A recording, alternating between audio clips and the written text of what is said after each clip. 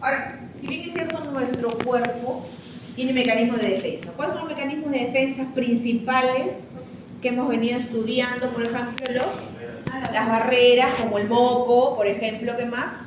Los cilios, ¿no? Los cilios, porque esto me permite, ¿no? Dado la función que esta tiene, el movimiento, de esta manera puedo trasladar las partículas X, bacterias, virus, polvo, fuera, gracias al reflejo que tenemos como la tos, ¿cierto?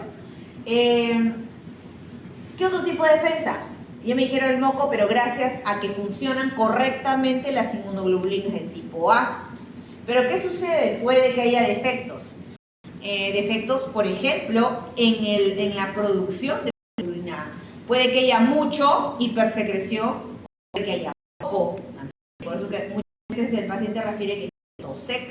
La desnutrición también es un defecto del mecanismo de defensa, no actúe como debe ser, ¿no? ¿Qué más? De repente, pues, los cilios también pueden verse defectuosos, genéticamente hablando, ¿no? Entonces, a veces hay personas que constantemente, lamentablemente, suelen caer en el hospital constantemente, ya inclusive la infección, ya no solamente es infección respiratoria alta, sino puede mirar hacia las zonas bajas, ¿no? Los pulmones, efectivamente. Entonces, eso va a generar algo mucho mayor, ¿no? Y la calidad de vida de esta persona obviamente va a ser mucho menor. Y va a estar predisponente a otras enfermedades mayores, ¿no? Como te mencioné, la hipersecreción también, ¿qué genera? El aumento de moco. Y si hay aumento de moco, las vías respiratorias van a estar tapadas. Al estar tapadas ya no va a poder pasar el aire, no se van a poder oxigenar las células. Y al no oxigenarse puede producir crenación, por ejemplo, ¿no? Entonces, si bien es cierto, tenemos mecanismos de defensa, pero también, por eso que ustedes tienen que saber el historial de la persona, ¿no? El historial de la persona, que tiene que haber antecedentes, no solamente propios de la persona, sino también familiares. Muy importante por ello, ¿ya? Dentro de la etiología, como mencioné, etiología viral y etiología bacteriana. Las más, digamos, frecuentes son las que te mencionan en esa diapositiva. Tienes al VRS, que es el virus respiratorio sincitial, rinovirus, preinfluenza virus, virus de la gripe, coronavirus. Y dentro de los adenovirus, que son todos del tipo DNA, de los que conocemos hasta el día de hoy, 1, 2, 4, 5 y 7. Uno de ellos es muy conocido, ¿verdad? El 5, ¿te acuerdas? ¿De qué tipo vacuna tenía, te acuerdas? La vacuna de Cancino, ¿cierto? La 5. Adenovirus 5, que se utilizaba como transportador viral, ¿te acuerdas? Ya, acá también vemos que este en sí, cuando es patógeno, ¿ven? Ahí está, corresponde a una infección de respiratoria superior. Bacterias, uy, ahí está, te tocó con Pneumoniae, ¿no? Pneumoniae, está Haemophilus influenzae, Varicela catarrhalis, y también está Streptococcus pyogenes, tenemos a los dos. Entonces, cuando hablamos de esa atención primaria en la salud, recuérdense que es un enfoque integral de atención médica, ¿no? Que se centra sobre todo en recibir al paciente, ¿no? Por algunas molestias, ¿no? Algo ambulatorio en realidad, ¿no?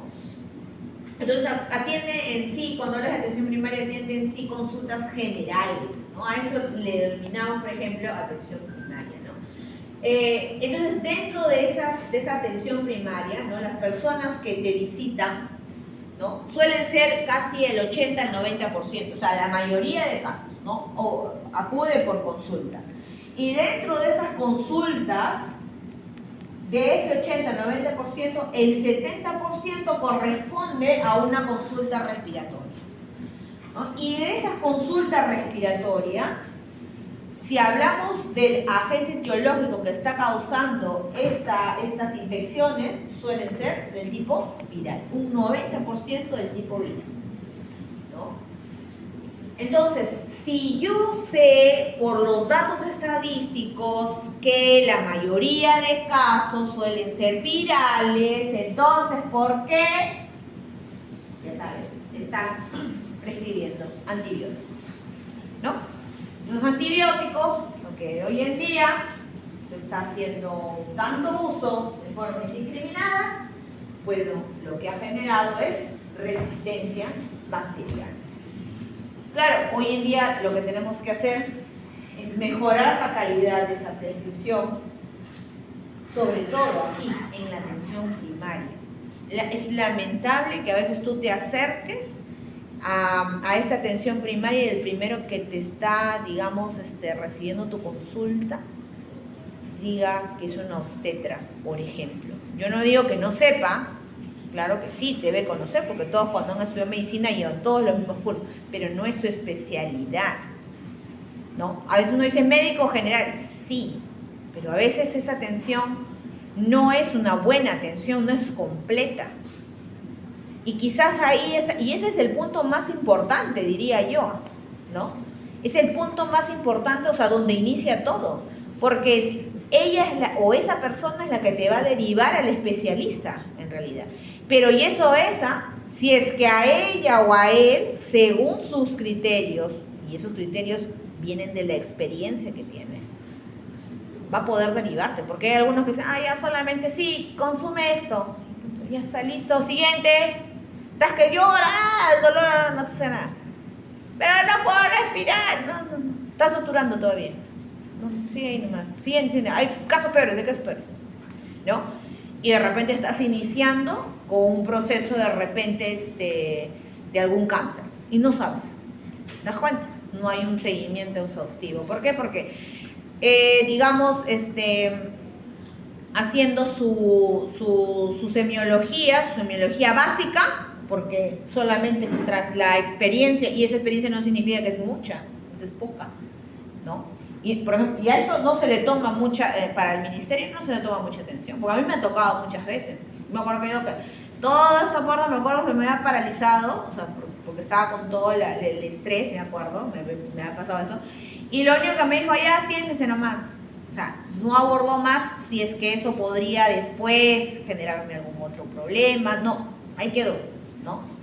Entonces, miren, parece algo tan sencillo, dice atención primaria, ¿no? Pero ese es el punto de partida, ese es el punto de partida. Ahora, si hablamos de los digamos, de estas enfermedades respiratorias, el más común, para la redundancia, es el resfrío común, ¿no? Y esa, claro, es una enfermedad, te dice, aguda, autolimitada, es epidémica, claro, porque en estos momentos aquí, ahorita hay personas con gripe, allá en otra aula, y te vas a otra universidad vas a encontrar, te vas a otra región y lo vas a encontrar, personas con gripe, un resfrío común, ¿no? Ahora, ¿cuántas veces puede tener un paciente en el año, ¿no? Este resfrío común? De 2 a 4 episodios. Ese es el promedio. Claro, hay otras personas que tienen más, 5, 6 episodios, pero ese es el promedio de forma anual, ¿no? Y como habíamos mencionado al inicio, sí, pues como son resfríos, suelen ser los que generan un ausentismo laboral y eso. Claro está que al haber ausentismo laboral, económicamente hablando, ¿no? Sabemos que esto va a generar una alta carga económica, por supuesto, ¿no? Mucho gasto se genera. Bien, estos son los microorganismos víricos más frecuentes. Mira, rinovirus, virus sincitial, enterovirus, todos ellos son los que comúnmente suelen ser los que ocasionan ese tipo de resfríos. Pero estos son los más representativos, pero suelen haber dentro de ellos 200 subtipos. Por lo tanto, no es posible determinar el tipo de virus por las manifestaciones clínicas. Tú no puedes decir, lo que tú tienes es BRS, ¿no? El virus respiratorio sincitial. Quizás te puedes acercar de acuerdo al grupo etario.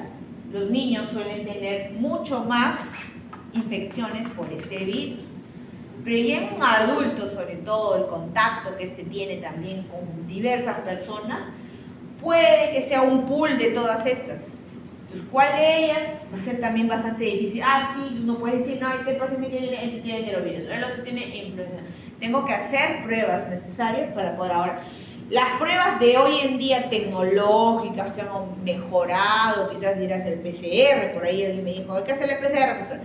Ya, vamos a hacer el PCR, pero el PCR solamente te identifica uno.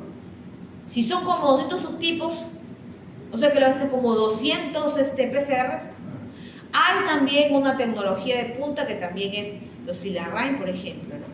Esos, por ejemplo, te pueden identificar varios de entre 30, 20, pero si de esos 20 y 30 no son de los que tú tienes, ¿qué vas a decir? ¿Que es negativo? No, simplemente porque no tienes el primer necesario para identificar a estos microorganismos, a esta cantidad de microorganismos. Entonces, hay limitaciones, claro está. Ahora, claro, para ti se te va a hacer más fácil, porque si estamos viviendo una pandemia, obviamente lo que va a haber mucho más es que sea el coronavirus. Entonces, claro, vas a ir de frente, lo voy a hacer la prueba de PCR, es lo más probable de que te salga positivo. Pero eso no quita que no tenga también otro virus más. No te está diciendo que no. La clínica, bueno, la clínica aparece en los 3 primeros días, aproximadamente. ¿No? Algunos quizás se va siendo 4, ¿no? Pero lo mínimo, digamos, son los 3 primeros días que se desarrollan estos síntomas muy comunes. Tos, de repente fiebre, de repente hay caída en las fosas nasales, sentimos que cae agua, estamos hablando de pronto, comienza a chorrear el agua por la nariz, nos lagrimea el ojo, ¿no? O sentimos que no podemos respirar, o no sentimos que está ingresando el aire, que no podemos respirar, ¿no? Entonces, todas estas clínicas aparecen en un periodo de incubación de 1 a 3 días. Pero estos van a ir evolucionando, cambiando con los días, porque sabemos que es un resfrío común, si estamos hablando de dura aproximadamente unos 14 días hasta restablecerse. Otro tipo de gripe, ¿cuál es? La influenza. La influenza, como ya hemos hablado, ¿no? Es un virus que, bueno, por sus factores de virulencia, como es la neuraminidasa, la hemaglutinina, ¿no? Estos 2 factores de virulencia han sido más estudiados porque son los más víricos, porque son, digamos, los que generan la enfermedad, y al generar la enfermedad se desarrollan dolores de cabeza, musculares, diarrea, tos de garganta, dolor de garganta, tos, congestión nasal, una fiebre mayor a 38.5 grados, ¿no? Que en realidad también son síntomas muy similares al del corona inclusive, ¿no? Y al de muchas gripes en sí, porque finalmente el coronavirus y la influenza siguen siendo gripes, ¿correcto? Entonces, para ello requerimos hacer uso de, por ejemplo, de pruebas, ¿no? En este caso, podríamos realizar una prueba con un hisopo, ¿no? A nivel de la nasofaringe. Cuando lo hemos hecho, bueno, para poder saber que hemos logrado ingresar a esa área de la nasofaringe, es necesario que, bueno, botes tu lagrimita, ¿no? De dolor. Cuando ya estás botando tu lagrimita de dolor, es ahí donde debes de hacer rodar ese hisopo. Recoges la muestra, no moco, lamentablemente a veces estás retirando moco, y lo mezclas con un buffer que viene en este tubito, lo cual va a disolverse y poder colocarlo en una prueba inmunocromatográfica que se puede leer en minutos, en cuestiones de minutos, ¿no? Entonces, si bien es cierto, es digamos, un virus que hoy en día está siendo, digamos, monitoreado, dado que muchas personas durante pandemia han presentado de forma paralela, ¿no?, al coronavirus también influenza. Por eso anualmente uno se tiene que vacunar, sobre todo adultos mayores, sobre todo niños, ¿no? Siendo este tipo de vacunas, ¿qué tipo? De todas, ¿qué tipo es la influenza? ¿Qué tipo de vacuna es? Inactiva, es inactiva, ¿ya? Se coloca de forma anual. Hay varios tipos, la A, B, C, D, por eso que tenemos puntos suspensivos. Entonces, para poder diagnosticarla, requerimos, como hemos visto en la imagen anterior, muestras de nasofaringe a través de un hisopado. Estos son en realidad test muy rápidos, pero ¿qué pasa a ser muy rápidos, ¿no? En este caso, la prueba de sensibilidad es bastante menor. Pese a que su especificidad es mayor, la de sensibilidad es menor. Y eso es lo que la hace, digamos, menos menos mejor en tener que dar un diagnóstico. No puedes basarte solo en el resultado de un test rápido por la baja sensibilidad. ¿Okay?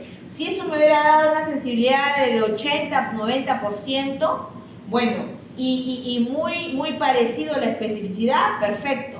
La puedes tomar, ¿no? Casi como un diagnóstico que ya, bueno, ya tiene un resultado definitivo. ¿Okay? Pero en este caso no lo puedes tomar por la baja sensibilidad. Ahora, también puedes realizar cultivos celulares, ¿no? Podemos hacer pruebas de PCR-RT, puedes hacer pruebas de fijación de complemento, en las cuales, por ejemplo, podríamos mejorar, ¿no? tu diagnóstico, el resultado de tu diagnóstico a través de la inhibición de aglutinación, ¿no?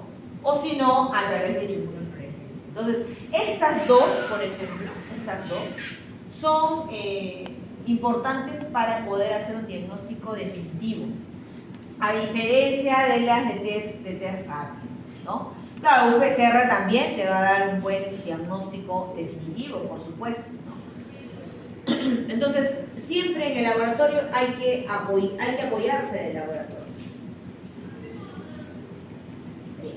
Ahí tenemos ahora otra infección, la faringomigdalitis aguda. También es un motivo de consulta, ¿no? Frecuente. También aquí vamos a ver inflamaciones.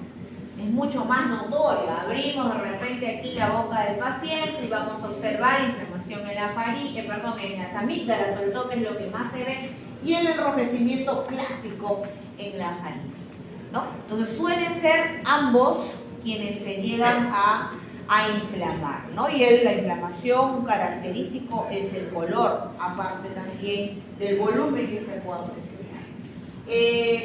Lo que recibe el paciente es dolor en la garganta principalmente, puede tener inclusive eritemas, edemas, ¿no? Pus. Vamos a ver también que como parte de los síntomas es la fiebre, porque da la inflamación, hay mucha liberación de citocinas, factor de necrosis tumoral, lo cual me va a provocar la fiebre. Vamos entonces a ver la siguiente. Y aquí te dice que esta faringoamigdalitis puede ser causada por los virus, por lo general, es un 80% que estamos diciendo que puede ser viral, en este caso de la faringoamigdalitis. Pero cabe resaltar cuál de todos esos virus, ¿no? Miren ustedes la cantidad de virus que pueden ser el agente etiológico.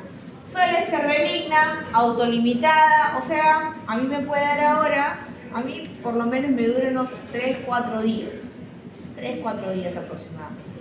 Lo tengo, no se inflama tanto como vamos a ver ahora algunas imágenes, ¿no? Pero uno tiene que parar, ¿no?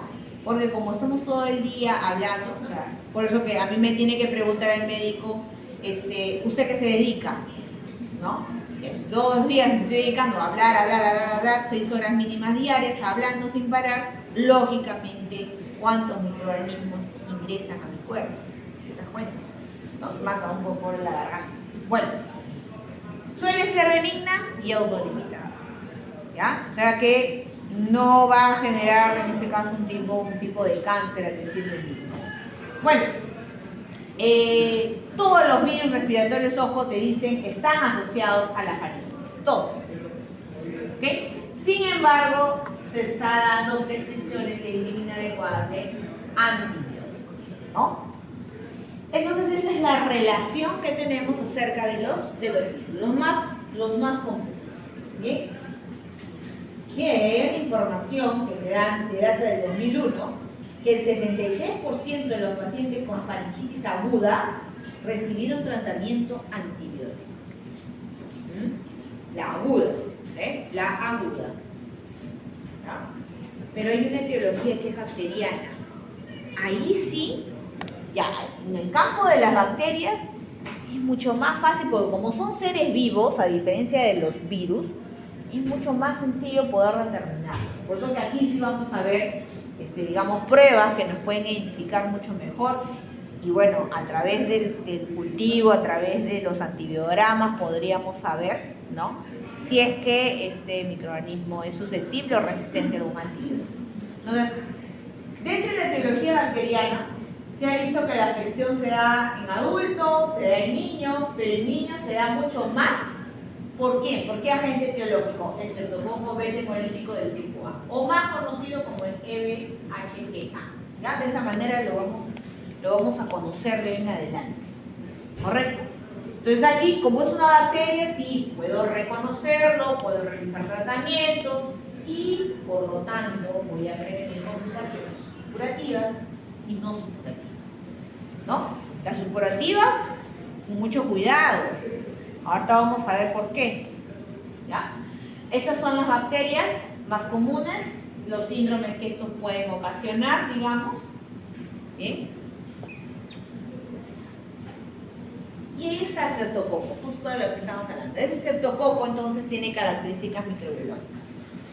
Miren, portador faríngeo de 5 a 25%, más de 80 serotipos, wow, un montón de antígenos que pueden generar la infección.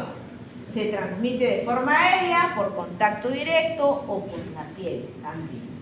Cuando los miras al microscopio, los vas a ver así. De color moradito, están formando cadenas, coquitos, ¿bien? Por eso decimos cocos gram positivos en cadena. Estas colonias se le identifican como colonias beta hemolíticos. Beta hemolítico en agar sangre, porque ellas cuando son sembradas en un agar, estas pueden manifestarse, crecer en agar sangre, dado que estas van a presentar las denominadas enzimas hemolíticas. ¿Sí? Ahora, esto es un factor de virulencia de las hemolíticas. Hay otras más, también hay DNasas, otra enzima.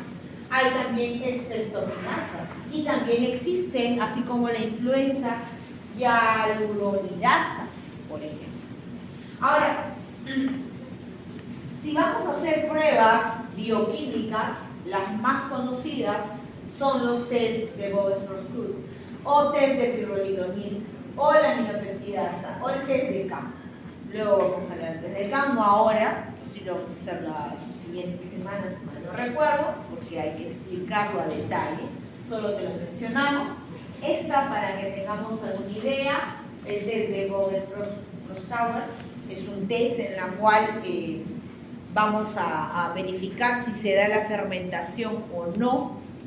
Además también se genera un producto llamado acetoína y esto me identifica a las bacterias de tipo enterobacterias, ¿no? En especial.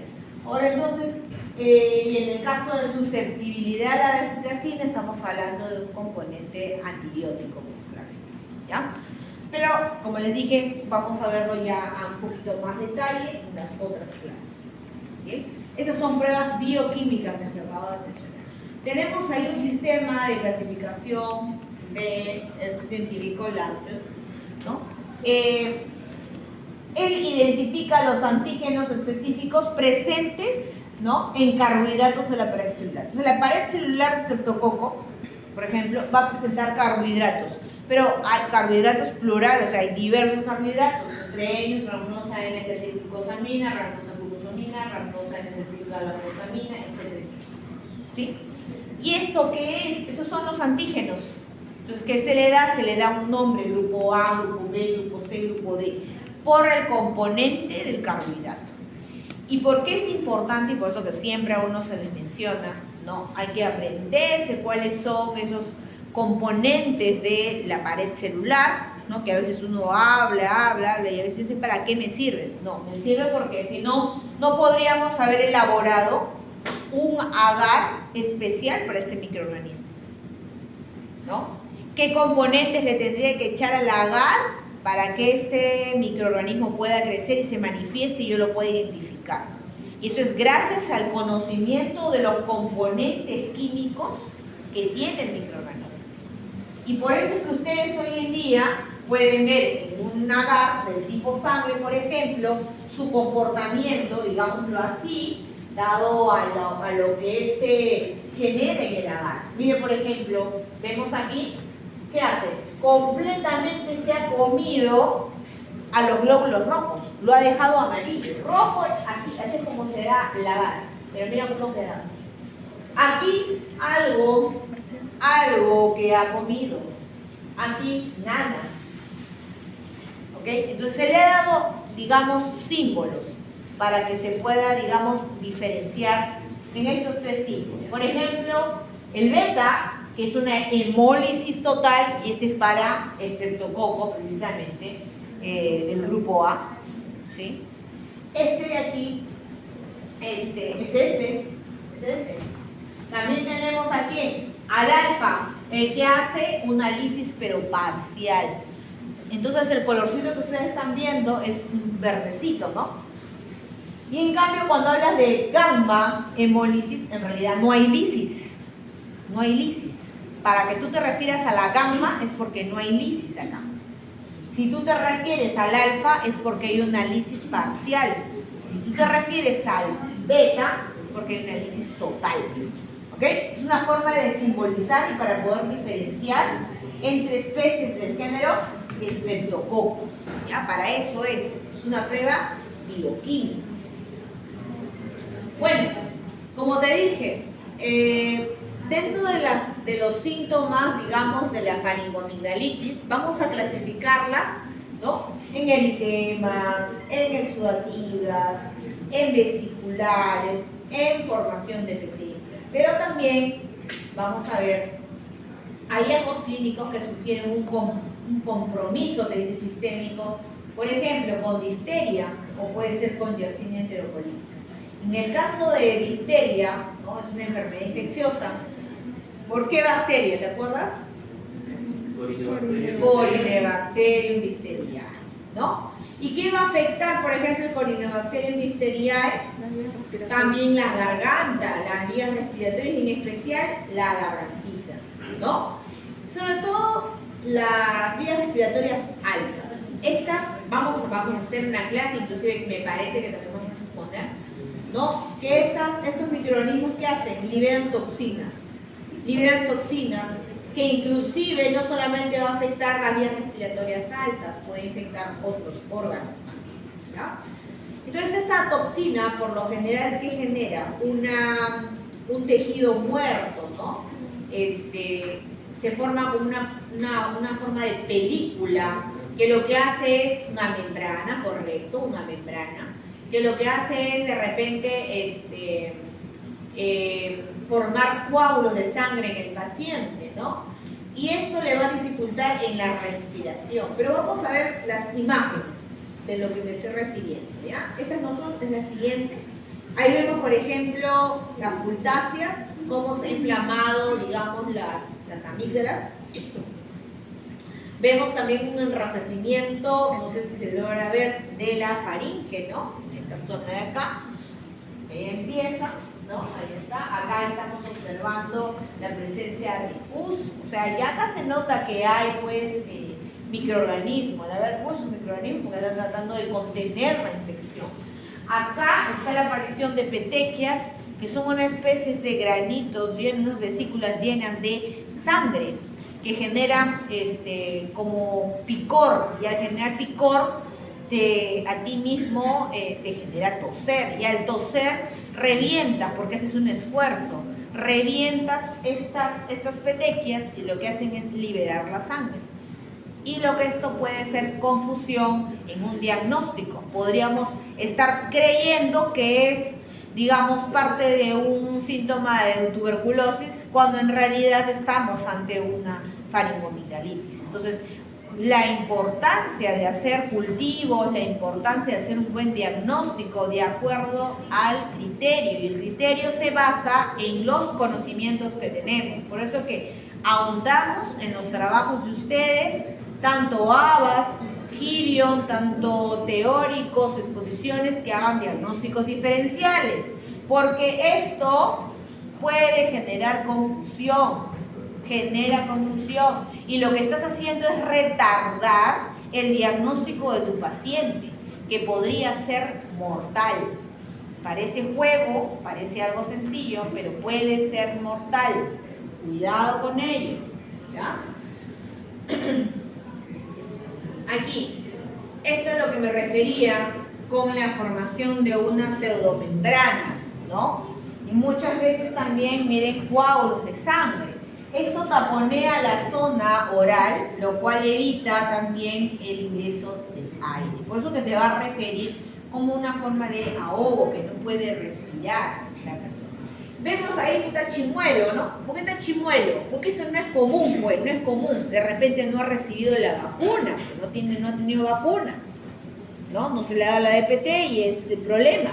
Entonces, si yo veo que está chimuelo, por lo general, las condiciones socioeconómicas quizás de este paciente, quizás me puede llevar a deducir, son bastante bajas, ¿no? Por lo cual no se le ha dado la atención necesaria a este niño. Desnutrición, que es otro de los factores también que podrían provocar, ¿no?, este tipo de enfermedades, ¿no? Entonces, ahí está el Corynebacterium diphtheriae, ¿no? Está afectando las vías respiratorias inferiores, incluyendo la faringe y la salud.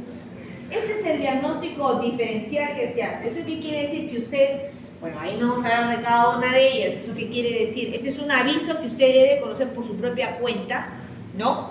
Investigar acerca del virus de Epstein-Barr, del adenovirus 1235, ¿no? De Piógenes por ahí, del rinovirus, tumorovirus, virus social, respiratorio.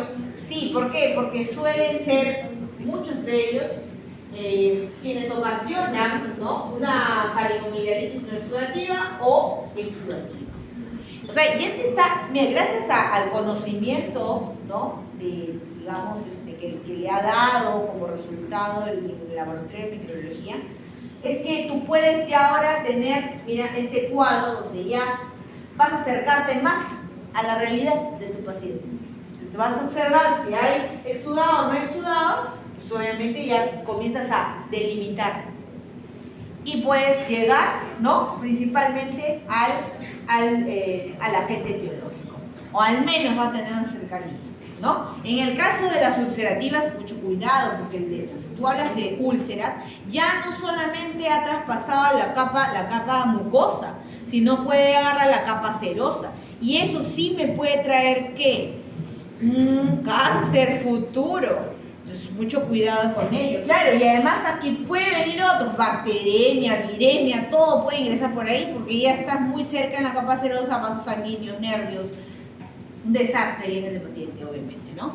Por eso que, por ejemplo, en el caso de las Coxsackie virus, por ejemplo, el paciente refiere como si hubiera comido un vidrio, o sea, es peor, o sea, no puede ni pasar el agua, porque normalmente una afección de, digamos, de garganta así simple, viral, un virus conocido, o una bacteria, no te duele tanto, o sea, no es así desesperante.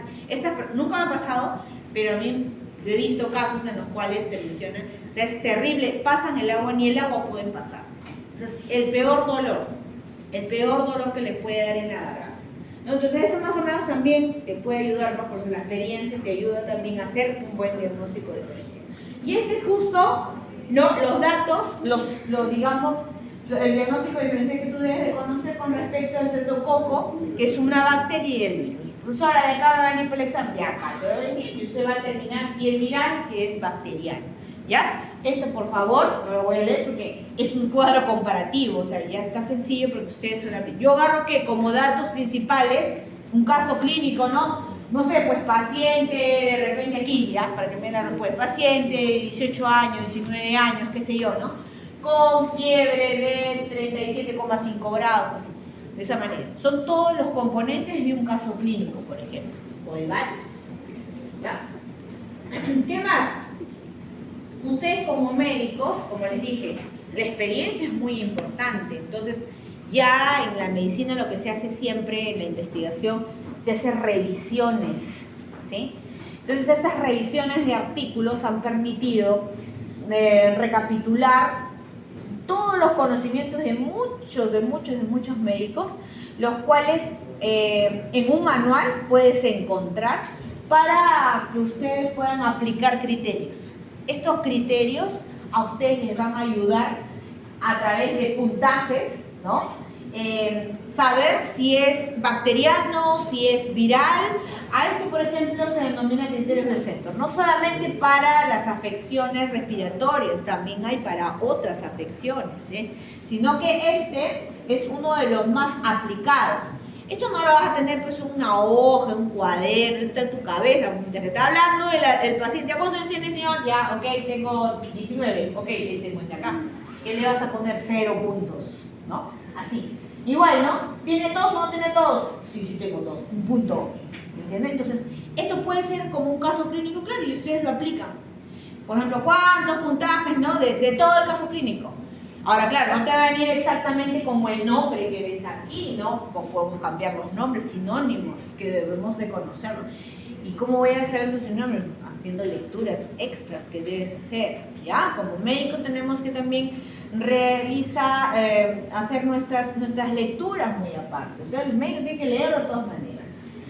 Entonces, hay una posibilidad de infección de acuerdo al puntaje, ¿no? Miren, estos son algunos datos de repente que pueden aprovechar, ¿no? Cerca de, digamos, del 2% suele ser viral porque tiene una puntuación, por ejemplo, de 0 a 2, por ejemplo. ¿Ok? Entonces, esos criterios de Centor son un conjunto, digamos, de parámetros clínicos que se utilizan para evaluar la probabilidad de tener una faringitis y que ésta esté ocasionada por el EBHGA. ¿Quién es ese? El estreptococo beta hemolítico del grupo A. ¿Ok? Entonces, eso en realidad te guía bastante, te va a ayudar bastante a guiarte y hacer, pues, digamos, las pruebas necesarias a tu paciente. Quizás hacer un test rápido de antígeno, ¿no? O quizás para poder realizar un tratamiento antibiótico. Bueno, entonces en el diagnóstico, ¿no? Sí, pues, ustedes hacen un examen clínico. El examen clínico es cuando usted está con el paciente, ¿no? Estás hablando, tus síntomas, tú estás observando, síntomas, signos, qué sé yo. Pero eso no puede predecir la etiología, como dije. Por más que tú escuches que pueda hacer todos los componentes, digamos, que hace un momento hemos hablado, todos sus criterios, no, tú requieres de todas maneras realizar un diagnóstico microbiológico. Por eso cuando te hacemos la pregunta, te decimos, ¿cuál es su impresión diagnóstica? La impresión diagnóstica no es el definitivo. El definitivo te lo va a dar el apoyo del diagnóstico microbiológico. Por eso la pregunta, si no te decimos, ¿cuál es la etiología nada más? No. ¿Cuál es la que se acerca? ¿Cuál es la probable etiología? ¿No? ¿O cuál es tu impresión diagnóstica en el tipo de enfermedad que pueda tener tu paciente de acuerdo al contexto que acabamos de ver? Entonces, el diagnóstico microbiológico te dice es fundamental realizarlo porque aquí sí se te va a detectar el agente etiológico. Y además ustedes van a poder prescribir, claro, van a poder prescribir adecuadamente si van a realizar tratamientos con antibióticos o no. ¿Vale? Y además, miren, permite la primaria de la fiebre reumática. Porque acuérdate que cuando tú hablas de estreptococos y no has tratado adecuadamente estos estreptococos, quedan residuos. Esos residuos son antígenos. Tu cuerpo reacciona liberando anticuerpos, se formarán los inmunocomplejos y esto desarrollaría una reacción de hipersensibilidad. Una de estas puede ser la fiebre reumática, ¿no? Entonces, mira la importancia, ¿no?, de poder determinar el agente etiológico. Ahora, dentro de la fase analítica, ¿no?, se hace, por ejemplo, si hay el sudado de las fauces, lo cual se va digamos, a obtener la muestra. Y bueno, nosotros en el laboratorio tenemos un cultivo de rutina que tenemos que someterlo a cierta cantidad de grados, días, en condiciones en las cuales pueda crecer el microorganismo, ¿no? Pero eso se hace en situaciones especiales. No es que a todo lo que venga tu paciente le va a hacer pruebas microbiológicas. No. Por eso, y eso es cuestión de la experiencia que ustedes tengan, del conocimiento. Hay difteria, por eso la epidemiología es tan importante también. ustedes tienen que conocer, por lo otro día también me escuchaban, de biología, el tema mundial, local. Oye, eso te va a ayudar en tu diagnóstico diferencial, porque hay zonas que son endémicas, hay zonas que son, digamos, epidémicas. Entonces, de esa forma tú vas, ¿no? O de repente algunas aparecen más en invierno, otras aparecen en otoño, vas separando.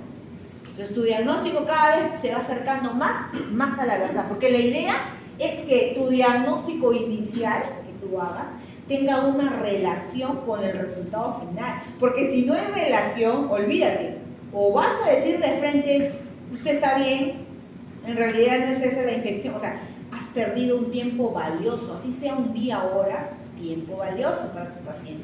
Y también para ti, porque se va a ver feo, pues, ¿no? Que tu diagnóstico inicial no tenga relación con el final. Bueno, entonces, situación especial es difteria. Difteria. Necrotizante o de repente gonocóxica.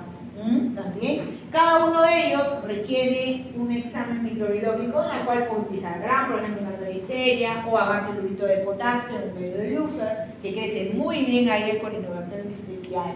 La gingivitis necrotizante, donde simplemente puedes utilizar GRAM tan fácil, tan sencillo, o una gonococcia Thayer-Martin, por ejemplo, en especial. ¿Ya? Acuérdate que ese agartelurito es un medio diferencial y el Thayer-Martin es un medio de cultivo selectivo. Bien, ahí tienes pruebas de detección rápida y de cultivo. Por ejemplo, tenemos el test de detección rápida para el antígeno de estreptococo, ¿no? El SGA, ahí está. Estos de aquí, por ejemplo, tienen una sensibilidad muy buena, 85% y una especificidad del 95%, lo cual hace de que si tu paciente lo has hecho, ya, tómalo como ya está, sí, está positivo. ¿Ok?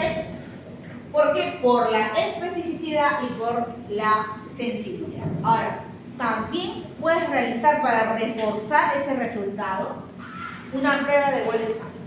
La prueba de Gold Standard también, miren, tiene una sensibilidad y una especificidad bastante alta, lo cual te va a dar, digamos, haces una de test de rápido y haces también uno de Gold Standard. Este cultivo que se hace también en dar sangre, ¿no? Es una prueba bioquímica, la cual te va a determinar muy bien, que se puede determinar anticuerpos, ¿no? Lo cual te va a evidenciar bastante bien, ¿no? Por eso que van a ver ustedes la coloración amarilla, ¿ya? La importancia entonces de realizar. Ahora, ¿cómo yo extraigo la muestra? ¿Ven? Hay un hisopo, ahí está. Podemos nosotros retirar la muestra, ¿no? Por ejemplo. Exudado faríngeo, ahí te dice de rojito arribita, exudado faríngeo, ¿ya? Entonces, en esa prueba de ASLO es la prueba de anticuerpos antiestreptolicina, así significa, ¿ya? Significa, ASLO significa la prueba de ASLO significa anticuerpos antiestreptolicina, que mide la cantidad de anticuerpos, ¿correcto? Ahora, hay algo que también hay que mencionar aquí, que me estaba olvidando. O sea, en sí no es para poder, digamos, determinar una faringomicalitis aguda, porque ya dijimos, la aguda es viral. Hace un momento, desde los inicios, dijimos que la aguda es viral. Sino que es para identificar infecciones, ¿no? Digamos, que pueden ocasionarme una fiebre reumática. Por eso que vimos el diagnóstico diferencial entre virus y bacteria, ¿no? Y ahí vimos síntomas, unos más de 38 grados, otros decían entre 37 y 38 grados, ¿correcto? El diagnóstico diferencial entre virus y bacterias. Si te has percatado un poquito, los síntomas son peores en un bacteriano que en un viral. Es mucho más autolimitada en el viral que en el bacteriano. Ay, me asusté, señor que está colgado ahí. Ay, sí estaba pasando. Sí, me asusté, que nunca hay nada ahí, pues. Ya bueno, ya. Entonces, ¿y por qué en estos casos, cuando es bacteriano, sí hay que hacer ese tipo de pruebas? Porque ya hemos dicho, puede traer complicaciones, ¿no? Fiebre reumática o afecciones a nivel del glomérulo del nefrón, ¿no? Por eso hablamos de la glomerulonefritis post-estreptocócica, ¿no?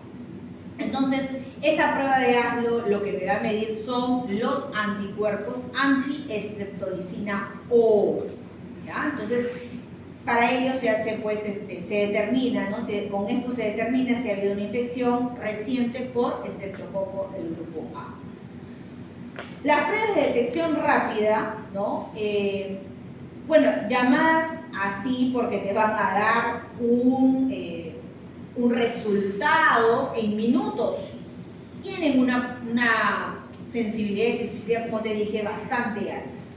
Por lo tanto, si me sale positivo, como te dije, ya no necesitas hacer cultivo. Te dije, haces tu prueba de test y también te apoyas, te dije, te puedes apoyar de tu gold standard, ¿verdad?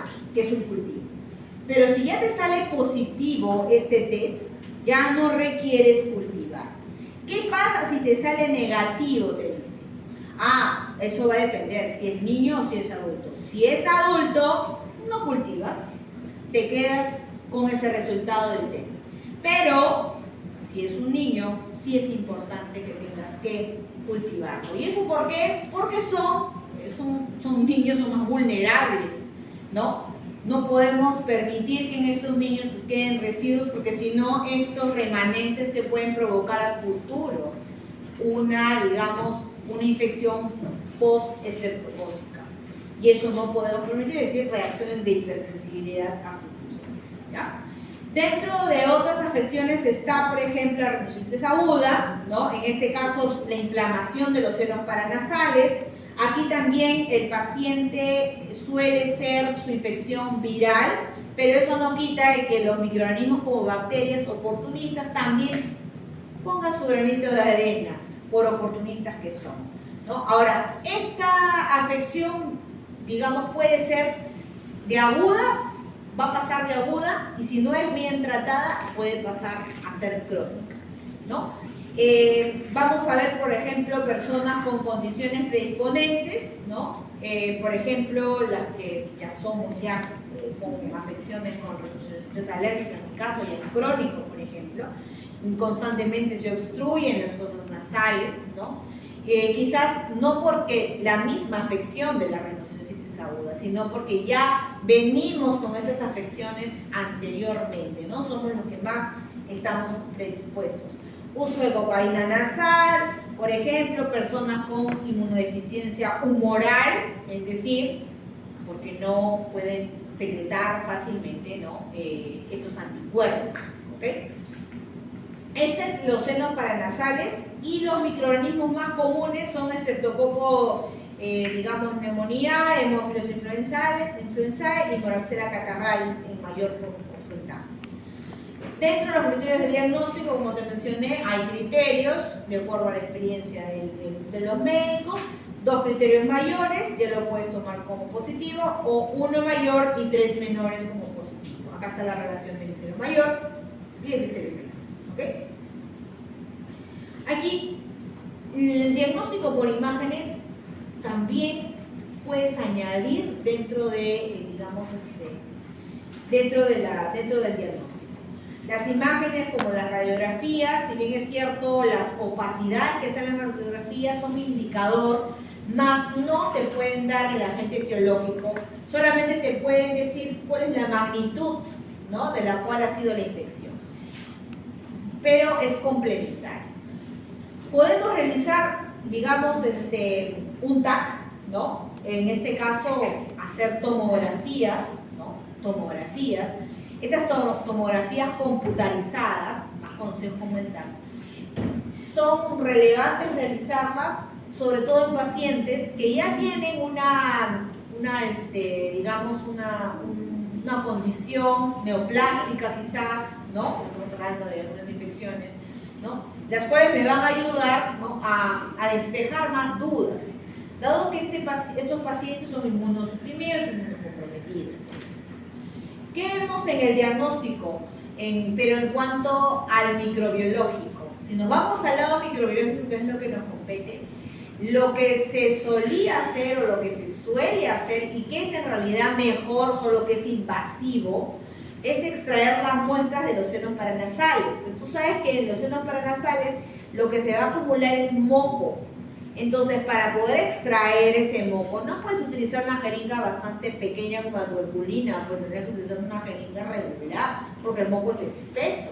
Entonces, al ser muy invasivo, yo voy a demorar inclusive para retirar la muestra, ¿no? Por eso que ahí te menciono, no están recomendados en el manejo habitual de los pacientes con resistencia bacteriana, ¿ya? Porque es muy invasivo en realidad. Pero, si es que yo logro retirar muestra, para que me dé positivo debe de haber 10.000 unidades formadoras de colonia, ¿no? Para que se establezca una infección bacteriana, ¿ya? Luego, ¿este microorganismo puede migrar? Sí, puede migrar. Estos microorganismos pueden acceder a catarrales, Pneumoniae, ¿no? A Haemophilus influenzae. Todos estos podrían migrar hacia otros órganos. Por ejemplo, ¿qué órganos? El oído. Y en especial, que se queden en el oído medio, ¿no? Porque en el oído medio vamos a encontrar estructuras muy ricas, tejidos conjuntivos, ¿no? Vascularizados, líquidos, los cuales son un caldo para los microorganismos. Entonces, en el oído medio, ustedes están observando aquí un oído normal, ese es el oído normal, donde están los huesos, el tímpano, detrás del tímpano siguen los huesecillos, y luego vamos a encontrar esta trompa de Eustaquio que está abierta. Pero en el caso de una otitis, que ya es una enfermedad, ¿no? A nivel del oído medio, lo que vamos a ver es que ese tímpano, por ejemplo, va a cambiar de color, marrón, de plomo, verde, ¿no? Y vamos a ver que los huesecillos no se pueden mover. Además, el líquido comienza a acumularse en esta zona de la trompa de Eustaquio, algo que debería estar despejado para que el sonido, las ondas puedan trasladarse y llegar finalmente al órgano de Corti, que está relacionado con el nervio auditivo, y llegar al sistema nervioso para poder recién escuchar. Entonces eso va a estar, digamos, como taponeado, ¿no? Se acumula el líquido, porque tenemos un líquido. Es como cuando tiramos una piedrita al agua y se forman ondas, ya, igualito es eso, porque nosotros recibimos sonido, ¿no? Sonido. Ese sonido tiene que, para poder llegar hacia los nervios, tiene que amplificarse, y no solamente el tímpano sirve para poder amplificar, digamos, ese sonido. Entonces se va a ver afectado la audición completamente. ¿Quiénes son los microorganismos más comunes? Estreptococos, como te dije, Haemophilus, ahí está, la catarrales, Seminococcus por ejemplo, también está, Piógenes, ahí está Staphylococcus aureus. Hay otitis media, digamos, severa, ¿no? Y hay otras que son, digamos, otitis que son frecuentes, ¿no? Y esto cabe decir entonces, ¿cuál es el cuadro clínico para una otitis? Otalgia. La persona, por ejemplo, cuando hablamos de otalgia, tiene todos estos síntomas, ¿no? Tirón de la oreja, porque ya no sabe qué hacer. Pica, duele, por eso te tira de la oreja. No quiere comer, reniega mucho por el dolor que siente esta persona, ¿no? Ahora, hay otros que también son bastante útiles como criterios a tomar en cuanto a síntomas, ¿no? La otorrea purulenta, te vamos a ver una imagen, ¿no? Fiebre, vómitos. Van a ver ustedes que si ustedes se acercan, huelen, está bombado, la membrana timpánica. Y si hay conjuntivitis, hay que pensar ya en quién, en estos dos microorganismos, Moraxella catarrhalis y Haemophilus influenzae. Por aquí tienes el examen físico, como te mencioné, la otorrea, ¿no? Que se va a formar, mira, es un pus prácticamente, lo que es purulenta, ¿no? Está inflamado. Por aquí vemos que inclusive la membrana timpánica ya no hay, ¿no? Entonces es terrible, porque si la membrana no hay, mira, ahí está, producto muchas veces porque no sabe qué hacer, quiere retirar, siente como que si tuviera algo, y claro, porque tiene algo que está todo inflamado, bueno, sí, y lo que hace muchos por la introducción de algunos objetos, lastimamos el tímpano. Si el tímpano se lastima, uno, no va a haber ondas, ¿no? porque lo que hace es amplificar, ¿no? La audición, el sonido. Y al no amplificarse, porque eso es decir, retumba, pues. Y cuando retumba, ¿a quién mueve? A los huesecillos. Sus huesecillos no se van a mover, pues se van a quedar inmóviles. Y si se quedan inmóviles, ¿qué va a pasar? Mira, porque mira hasta dónde está ingresando este hisopo, ¿no? Usted cuidado cuando esté limpiando con ese hisopo, no abuse. Comienza a derramarse el líquido y ese líquido obviamente va a taponear la zona de la trompa de Eustaquio, ¿no? Y así es como queda ese paciente, ¿ya? Entonces, dentro del diagnóstico se tienen que cumplir tres criterios, entre ellos abombamiento, por ejemplo, la otorrea, por ejemplo, también principal, puede haber fiebre, ¿no? Como signos de síntomas inflamatorios, ¿bien? Cuando hay, digamos, fiebre, dolor de oído, es el inicio en realidad agudo de esta infección. Ahí tenemos, ¿no?, nuevamente la relación de agentes etiológicos, ahí abajo, ¿ya? Ahí tenemos también la laringotraqueitis, que es otra afección aguda, ojo, aguda, pero eso no quita de que pueda el niño ser hospitalizado.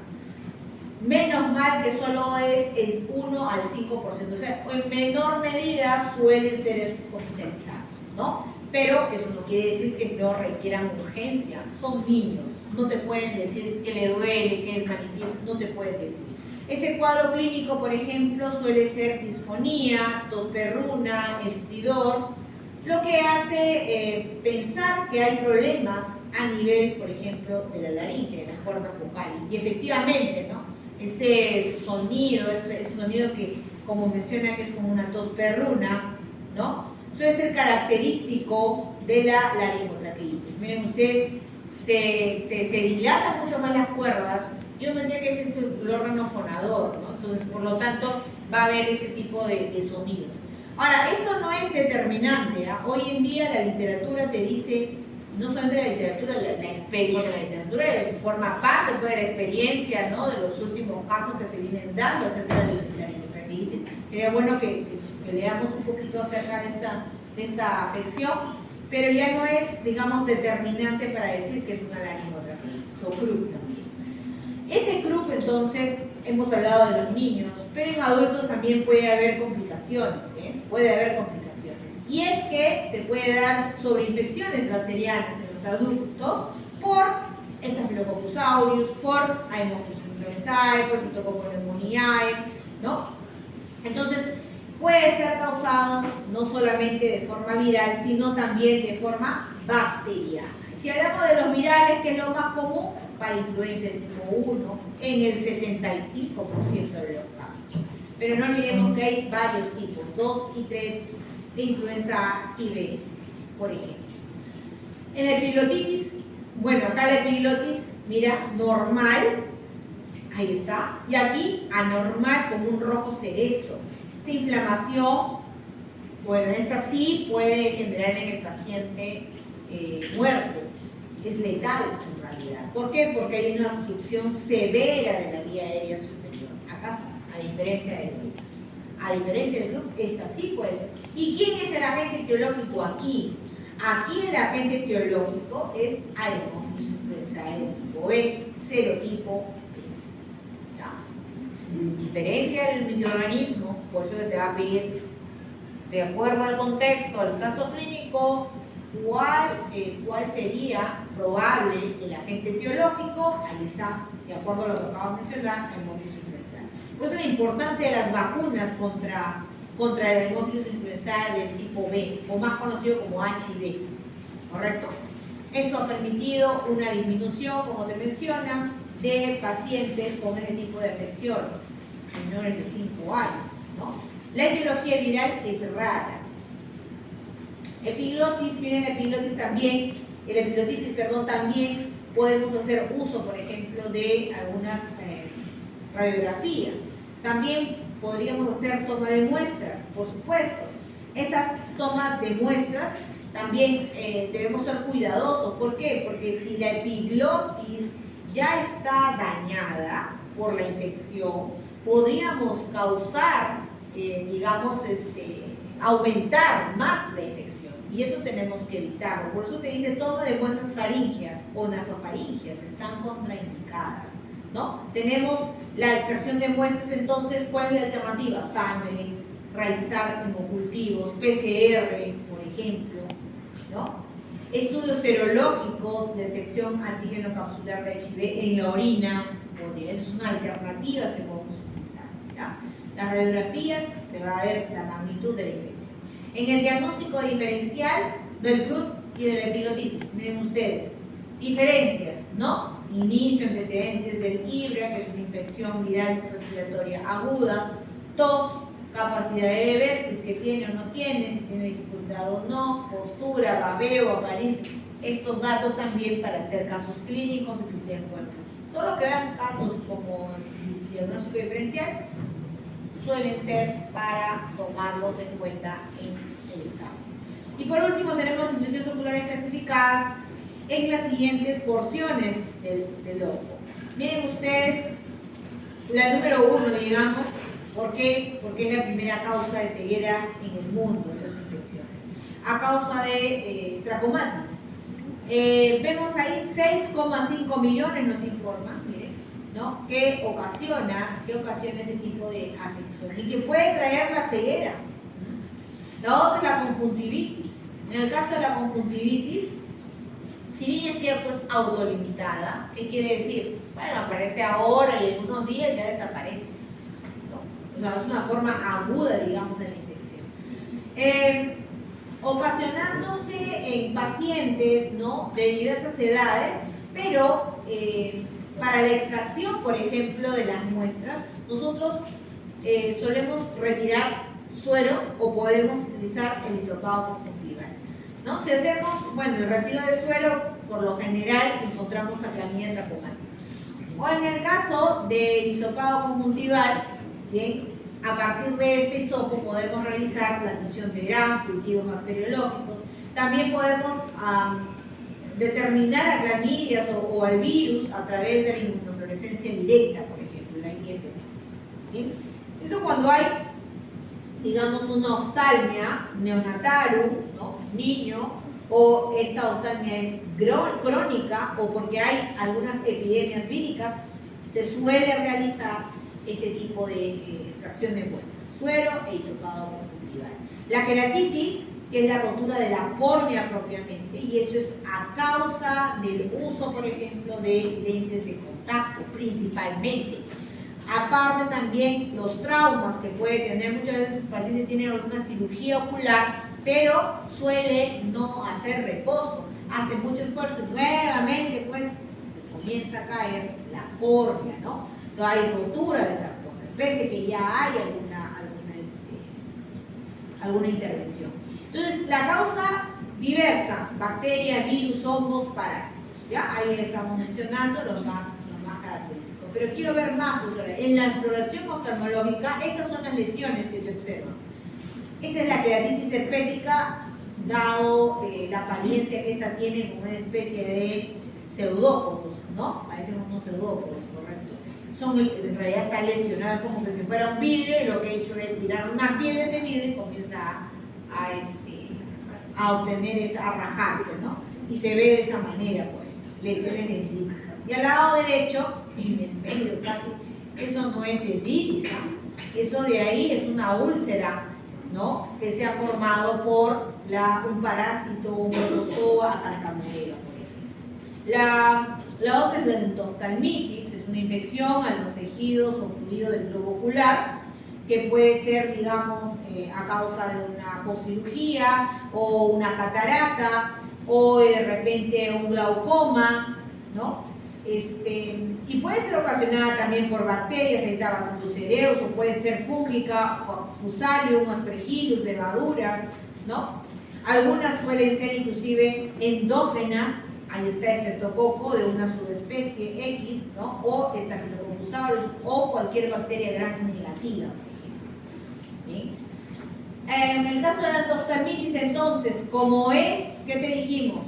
Tejido o fluido del globo ocular, entonces hay que retirar, miren, vitrectomía. Extraemos con una jeringa, ¿no? Y esa muestra, ve que le tenemos que hacer así, porque así es en realidad lo que tenemos que hacer.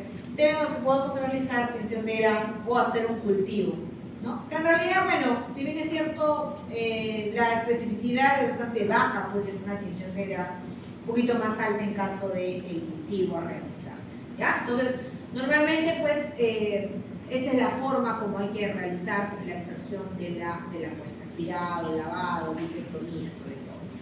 Y bueno, la uveitis, que bueno, son varias capas, la uvea, ¿no? Son 3 capas, una capa anterior, intermedia y una posterior, que está protegiendo también a la retina, ¿no?